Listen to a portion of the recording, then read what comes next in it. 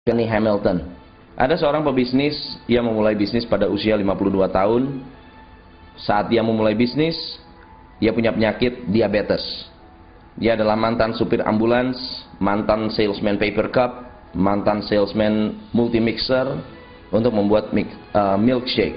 Ia adalah orang yang sangat brilian yang membangun kerajaan McDonald dengan ide yang sangat-sangat sederhana. Bagaimana caranya dia bisa menjual milkshake mesin lebih banyak lagi kepada Dick dan Mac McDonald. Orang ini bernama Ray Kroc. Ray Kroc adalah pengusaha yang luar biasa karena ia adalah orang yang pantang menyerah. Ia berhasil menciptakan kerajaan bisnis yang luar biasa. Yang Anda tahu, McDonald memiliki lebih dari 31.000 jaringan di 119 negara dan mempekerjakan 1,5 juta karyawan.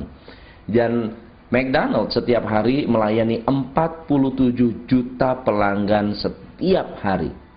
Setiap hari loh, bukannya setiap bulan. Ya, 47 juta pelanggan. So, pertanyaan saya adalah, apakah mental pemenang ada di dalam diri Anda? Apakah Anda melihat bahwa dengan bertindak ekstra, dengan memiliki wawasan ekstra, dengan memiliki perilaku yang positif, yang ekstra, akan menciptakan keajaiban-keajaiban yang tentunya membuat hidup Anda jauh lebih maksimal. Kalau begitu, bagaimana caranya bisa membangun mental pemenang? So, saya katakan uang bukan segalanya, waktu bukan segala-galanya, bisnis bukan segala-galanya, cinta bukan segala-galanya, jika tidak ada attitude atau perilaku. Perilaku Anda dalam menjalankan kehidupan ini akan menentukan bagaimana Anda akan sukses di garis akhir. Mari kita lihat hubungan antara uang atau kemenangan atau kesuksesan dengan attitude. Katakan ada orang yang memiliki attitude atau perilaku yang negatif, tapi dia punya banyak uang. Bagaimana cara dia memandang kehidupan atau bagaimana cara orang ini hidup? Yes, orang ini akan hidup semena-mena. Bagaimana dengan orang yang attitude-nya negatif tapi tidak punya uang? Ya benar, dia akan mencari uang dengan cara yang negatif. Bagaimana dengan orang yang punya attitude positif tapi tidak punya uang? Apakah dia yang mencari uang atau uang yang akan mencari mereka? Bayangkan Anda melihat orang yang punya perilaku yang sangat-sangat positif dan Anda adalah seorang manajer atau Anda seorang pengusaha yang memiliki bisnis yang baik. Anda melihat orang yang sifatnya bagus, cara kerjanya bagus, perilakunya bagus. Apakah Anda akan menawarkan pekerjaan kepada orang tersebut? Jawabannya yes. Banyak orang lebih memilih attitude positif dengan tidak memiliki skill tapi menghasilkan kenyamanan dalam hati mereka dalam memilih karyawan, dibandingkan dengan orang yang memiliki skill yang luar biasa namun memiliki perilaku yang negatif. Goal kita hari ini adalah bagaimana Anda bisa memiliki perilaku yang positif yang akhirnya membuat Anda menjadi lebih banyak uang. Anda bisa baca di buku saya, Profit is King, cara meledakkan profit tanpa iklan. Itu adalah satu buku yang saya terbitkan tahun 2007 dan merupakan national bestseller hanya dalam hitungan hari dan membuat banyak sekali bisnis berubah. Dan buku yang kedua adalah bagaimana Anda memiliki mental dan attitude yang sangat solid yang membuat kehidupan Anda menjadi jauh lebih bermakna. Buku kedua ini disebut Big Brain Big Money. Anda bisa cari di Gramedia nanti pada bulan Januari. So, kalau begitu bagaimana bisa menentukan saya ini punya mental pemenang atau saya punya mental kalah? Ini sangat penting. Tolong tes. Saya minta Anda melakukan tes. Ya, tes ini sederhana sekali. Tuliskan sifat-sifat atau perilaku Anda atau emosi-emosi Anda selama 1 minggu kemarin. Ya, selama 1 minggu. Bayangkan emosi-emosi yang muncul selama 1 minggu. Anda bisa bayangkan, Anda bisa menuliskan, Anda bisa memikirkan Perhatikan emosi-emosi ini.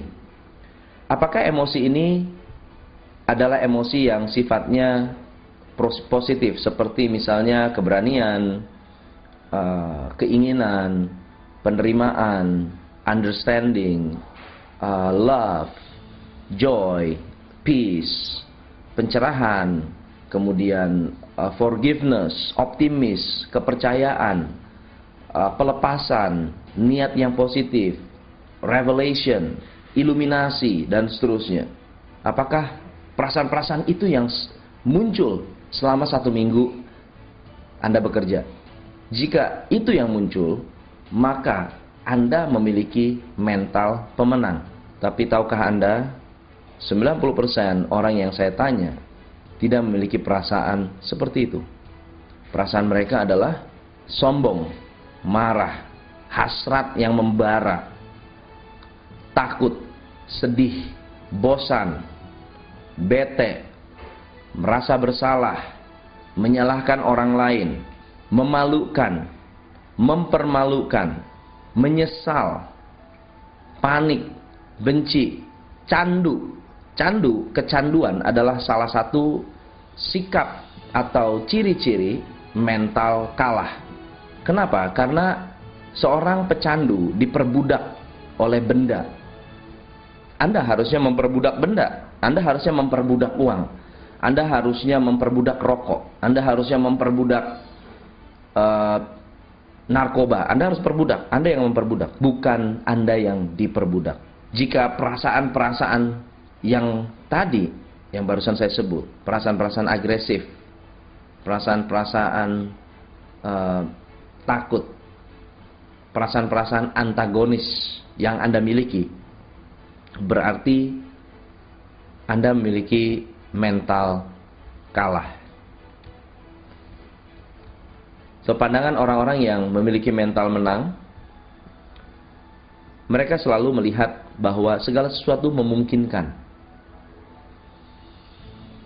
Orang-orang yang memiliki mental pemenang selalu memiliki rasa bersyukur.